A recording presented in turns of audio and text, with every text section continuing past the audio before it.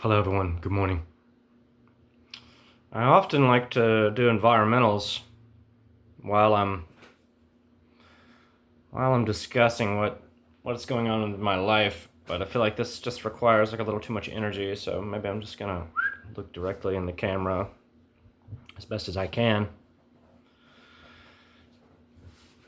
My name is Brian Jennings. This is my channel. This channel its channel exists to discuss my life, to discuss the nature of reality, to discuss show business, to discuss my relationship with Quentin Tarantino and the movie critic. I am the actual reason that he canceled his film, The Movie Critic, last April as a result of an essay that I wrote, very critical of Once Upon a Time in Hollywood and him, as well as a series of film reviews that I did in protest. This is all because of some letters that I wrote him. I didn't write him a lot of letters. I wasn't writing every week. I wasn't like, oh, please love me, please love me. Like that's not what's ever been occurring. I wrote him 4 letters. Around the 4th of July in 2023, he halted his production. When he read them in December, the only reason he had time to read them and the fact that it meant anything is because SAG was on strike until Thanksgiving. Right? So when he read the letters, they had just begun pre-production. So, the next part is the one leap of faith. Science demands that you have to accept one miracle, the Big Bang, and then science can explain everything else. And so, I have one miracle that you have to accept in order to understand everything. Quentin Tarantino is a psychic clairvoyant who remote views people. If you believe that, everything else falls into place, and it is true. So, I wrote him another 6 letters. Right? Really, I wrote him 8. But from the time that he jumped into my mind while I was acting in The Two Gentlemen of Verona through the end of January. At the same time, I also sent him a scene. All of this is about a scene. I sent a scene about a writer yelling at people for reading his writing. It's the most badass scene anyone ever sent him. I put the fear of God in everyone in that fucking room. And I regret nothing. So, right, he remote viewed me constantly, as much as he wanted, all the way through the end of January, when he stopped accepting my mail and the trades published that Brad Pitt was reuniting with him. And I got pissed. I was so pissed off. I thought, this guy thinks I'm an asshole.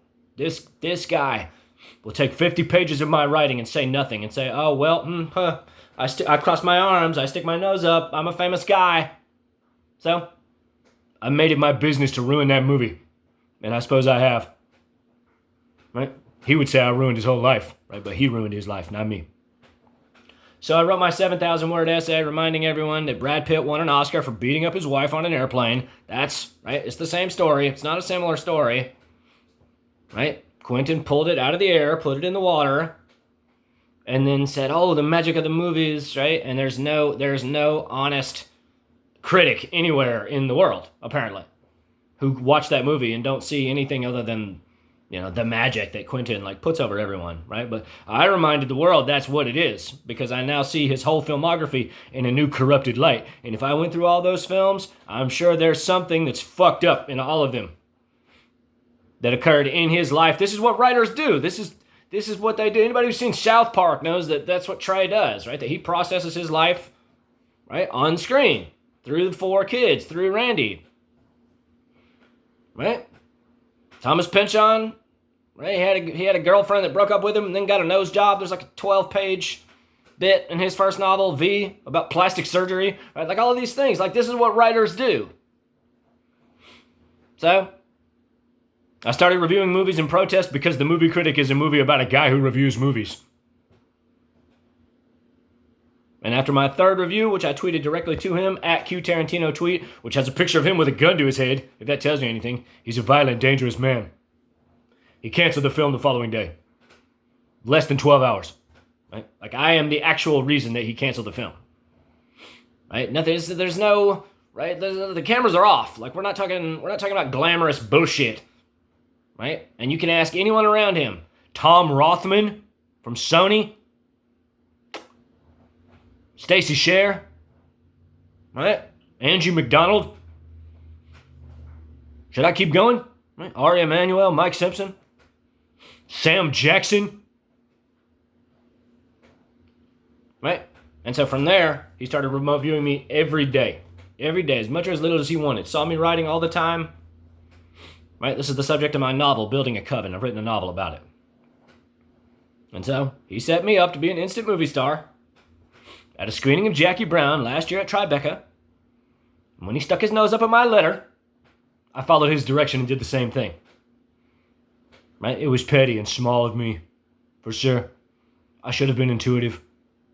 But there's something here. There's something that I didn't do it. Right? It's a testament to his depravity. Right? It means something.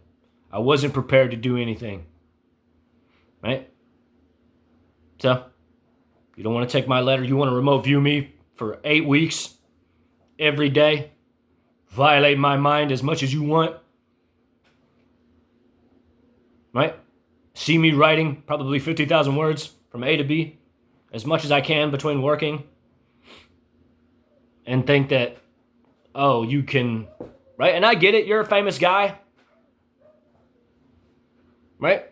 But I wrote you twice to put myself at ease, right?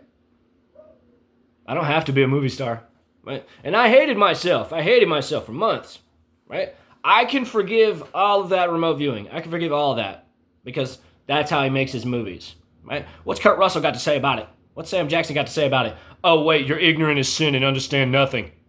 Right? Yeah. Anyone who's been in his movies, that you've submitted your mind to him.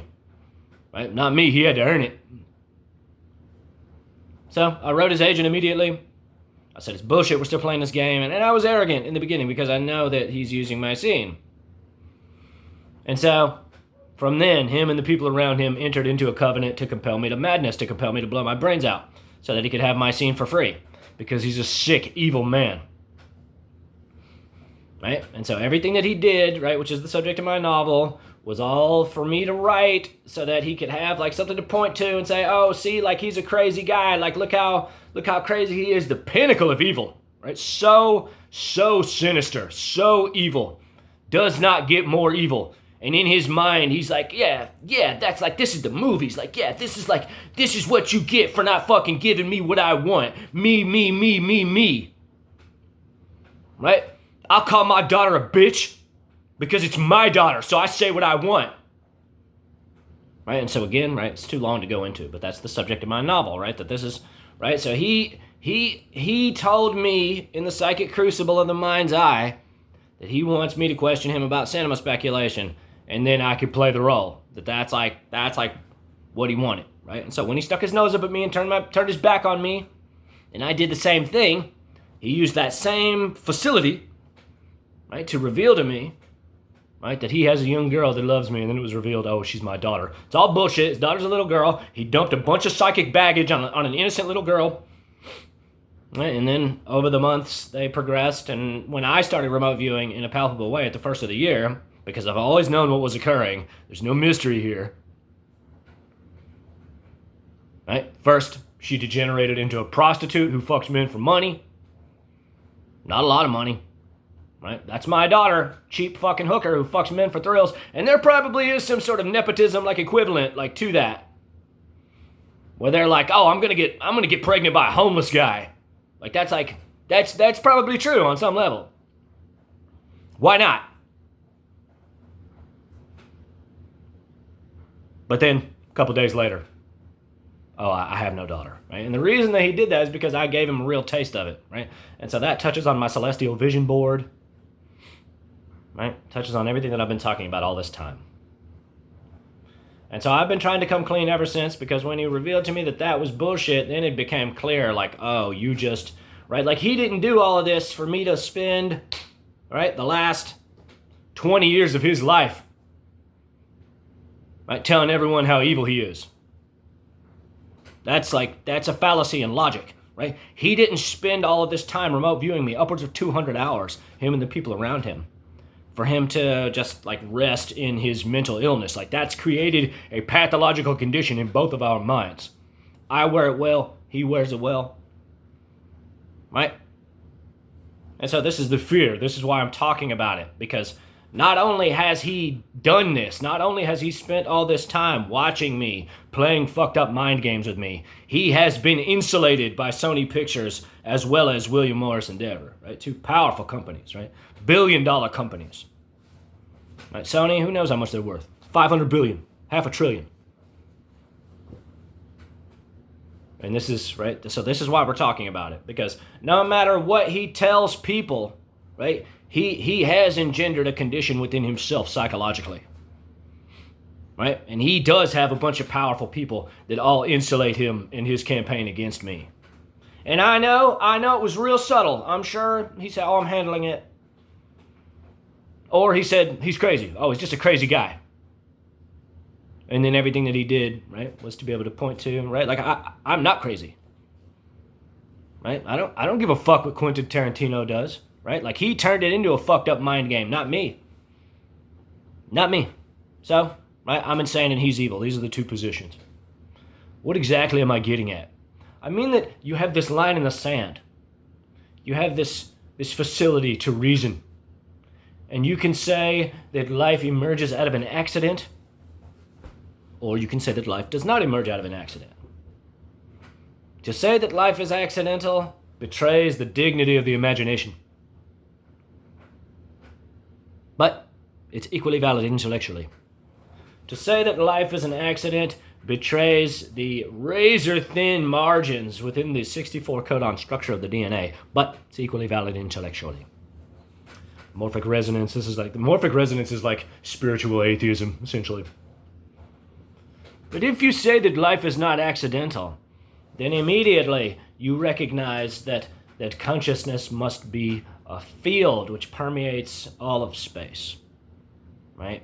They talk about the Higgs field, they talk about space-time as a field, right? Life is a psychic, mental conception.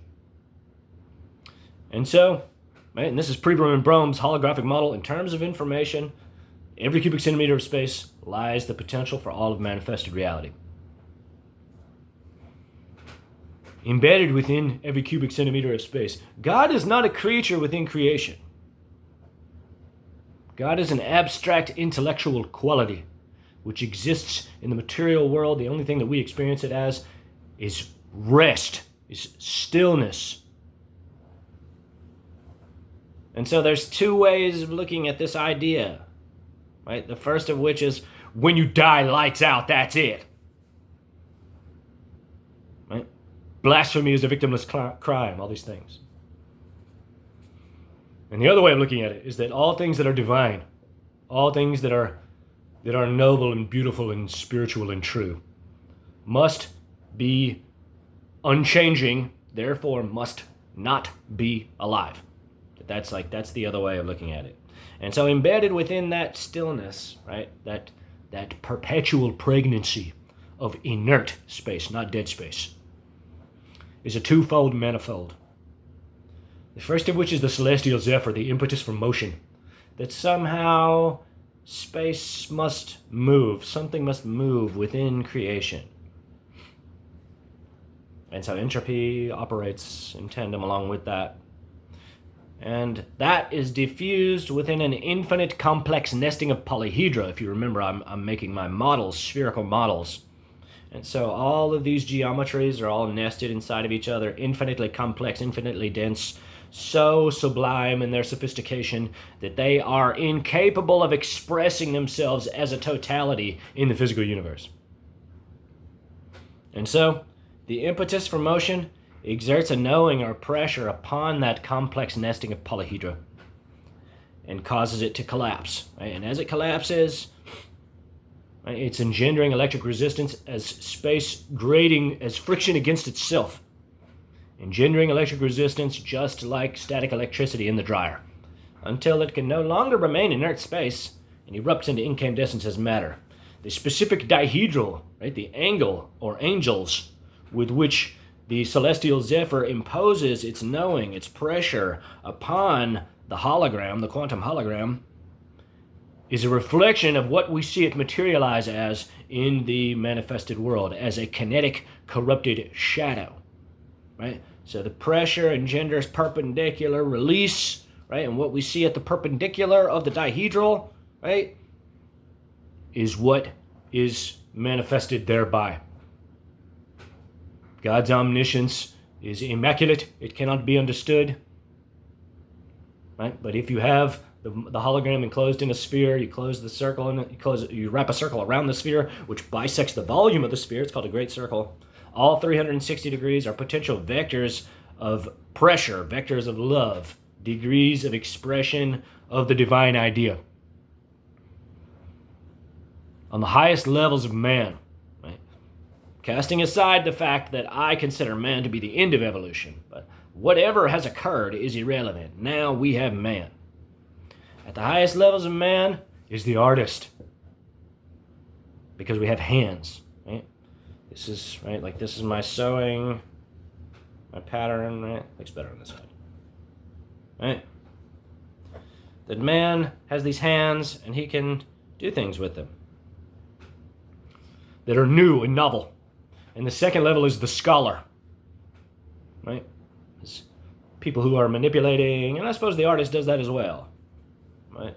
But they're the scientist, the chemist who's like seeking to manipulate the material world to manifest novel things thereby. And then on the highest levels of that is the psychic clairvoyant and the medium, who, recognizing that the conscious field permeates all of space, use their individual consciousness, right, to project a thought force out, right, to connect their minds with quantum entanglement to a disparate locale, seek to exert a pressure upon the firmament of space, just like the celestial zephyr, to fracture and rearrange the hologram towards their desired end.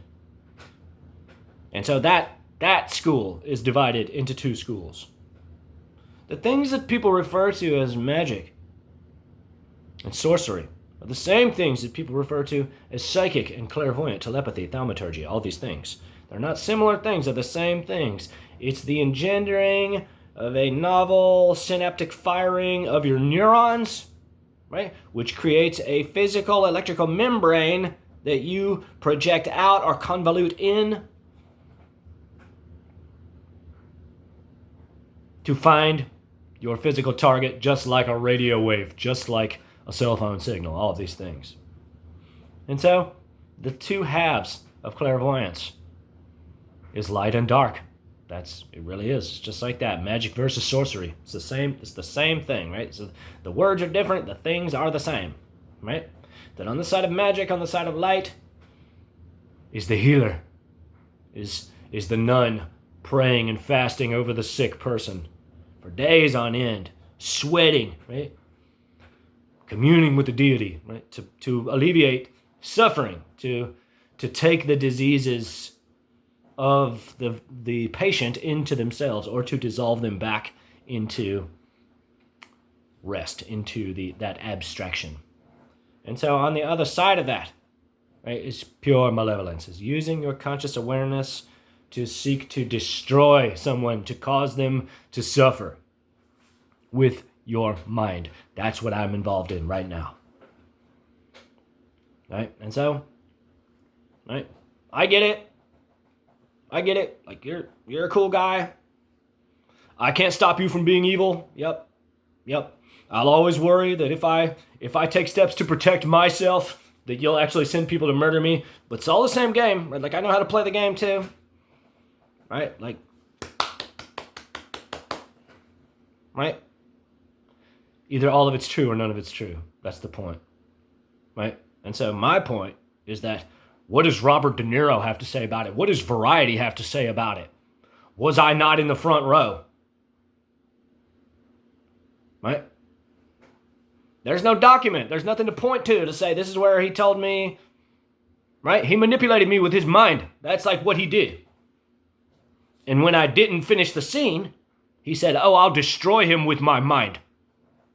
And now that he's failed to do that, right, this is why we're talking about it, because, right, I fear that, like, why shouldn't I assume that he's going to send someone to murder me? Right? He's a dangerous, evil man who's engendered a sick, pathological psychology within himself. That we both exist, like we're a case study. Me, him, and the devil makes three. Right? Is his wife involved? right? No secrets between husband and wife. It's none of my business, right? Like, I get it. I get it. I get you're a cool guy. You're a dangerous, like, violent guy. Like, oh, like, you're going to use your mind to torture me. Yep, I'm all caught up. I see that you'll just do whatever you want and think that it's funny, that it's a funny joke. So, like, you can, like, I can't stop you. Like, I can't stop Quentin from being the basest degenerate in the world. He is the most evil man in the world. These things that he's subjected me to, there is no higher evil. Short of genocide, short of like ritual sacrifice. That's where we're at now. Right? And so that's why I'm talking about it. Because there's nothing stopping him and the people around him from just burying me in it. Because I have no reason not to assume that he's not outright evil. If he's not outright evil, he would bring this to an amicable resolution himself. He would say, no, it's enough. It's enough, right? But he's a goblin. He's crossing his arms going, no, lawsuit, no. No, you don't show him anything that I said about him. No, or I sue you.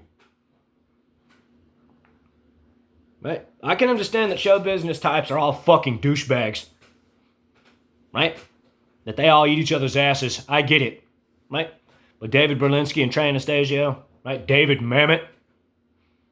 All these guys. Quentin's obviously hovering over them like an ugly psychic vampire. Saying, no, me, my way. I'm famous, me. I have to talk about it every day. I have to talk about it every day. There's no more not talking about it. I tried to do it his way, right? And he thought that it was funnier to traumatize me constantly. He still traumatizes me whenever he wants. Whenever he wants. Right? So, I have to talk about it. I can't not talk about it. He's allowed to, right? I'm going to keep promoting these videos as often as I can. I have no money. I have no resources. And this is why he's ugly. This is why he's evil. Because he knows I live in abject poverty. Right? That he goes, oh, ha. That's what you get. That's what you get. You're poor and I torture you. Because this is the movies. Right? Because, right, he takes himself too seriously. Right? He has a beautiful wife. He has a beautiful life. Right? And so, right, maybe it's getting better. I don't know. I have to assume that he's outright evil forever. And so, I don't support evil. So, I'm going to talk about it forever. Like, he wants me to slit my throat. He wants me to blow my brains out. Like, yep, I get it. You're a violent guy. David Fincher put his name on a dumpster fire. Yep, I'm all caught up. Well, what does David Fincher have to say about it? What did he do? He called him up and said, hey, buddy, I need your help. And he said, well, violent film bros. Like, yeah, dude, like, you're cool. You can be rooted in love. Right? You can be rooted in compassion. Right? And so that's, right? Like, sure, I didn't want to love Quentin in the way that he wanted. Like, and I'm remorseful over that. Sure, I am. 100%. That's why I abandoned my job. That's why I abandoned all of my possessions. To show him that I'm remorseful. But in his mind, he's like, no, the movie's ruthless. Right? And so now it just defines both of our lives, right? He has no career outside of me, and I have no career outside of him.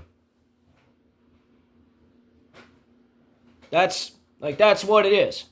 Right? He could have just paid me $2 million and I would have been like a little blip on the radar, right? But now we've both swallowed each other. We're both just like, it's all that we see. Right? So, maybe Netflix is the cost of him playing his games. Right? That Sony took the hit. Because they're not interested in me right? Being outside of the premiere, saying Quentin Tarantino is a psychic occultist, is an evil degenerate. I've called him the nastiest things anyone could be called. Just like he said about me. It ain't roses and sunshine coming out of his ass about me either. Right? That he's taken everything that I wrote him in trust, in love, and honesty. Right? I didn't turn it into a fucked up mind game. He did. And I said, there it is. There's my letter. You can take my letter now, and I'll give you everything you want. And he turned his back. That's what he did. That's what actually occurred. He didn't accept any of my letters between the time he canceled the film in Tribeca, and then he refused my letter in the moment. That's what actually happened. I don't want to have to trust the voices in my head. Right? That's a pathological, not cool thing to do. I would never do that to anyone. Oh, show business, the movies. Like, no, you're not well in your mind. Right? You expect anyone who's acted in any of his films, they've submitted their mind to him. And I know none of you understand anything. Right? Like, oh, you think the women taking their shoes off is bad? Like, that's nothing. He possesses all of your minds in a palpable way. And he does anything that he wants with your consciousness, with your life force, anytime he wants. Right? Esotericism, occultism, it's all the same thing. They're not different things. They're all the same things. It's the recognition that consciousness is everywhere, and therefore the adept, the student, can use their individual consciousness to tap into anywhere in creation. And so you can uplift that area. Or you can be a snob, and we were both snobby. I didn't want to play a mind game anymore. And he didn't want to, right? He didn't either, I guess. Like, we were both playing the same game. Like, he wanted me to bark like a dog without having to say anything, and I wanted him to take my letter without having to say anything. So, again, right? It's like, this is so easy if you're a journalist. There's no, right? Clear steps in logic to proving me delusional, right? That would take an hour. It would take no time at all, right? There's Variety reported on that event. Like, Variety was there. The Hollywood Reporter was there. Oh, gosh, right? I didn't play Quentin Tarantino's mind games, but except I did. And now, like, we exist as a case study. Like, we're both just boom right there. And so I'm going to talk about it. And eventually, right, I will have 100,000 subscribers. I will have 1 million subscribers. I just have to keep promoting these videos. So, suppose I'll go. All of life is expressing a noble divinity. All things reside as idea within the perpetually pregnant, infinite complex of seemingly dead, though it is only inert, space. Stillness is God. God is not a creature. Stillness is corrupted through motion into a kinetic corrupted shadow, which we experience as material manifested life. At the end of that chain is the psychic clairvoyant, who is able through their conscious awareness to manipulate the fabric of space, just like the impetus for motion, which is a deviation from God, does to manifest matter thereby. You can say that I'm insane, and I can say that he's evil. All the best. Let me know what you think. Like, comment, subscribe, share.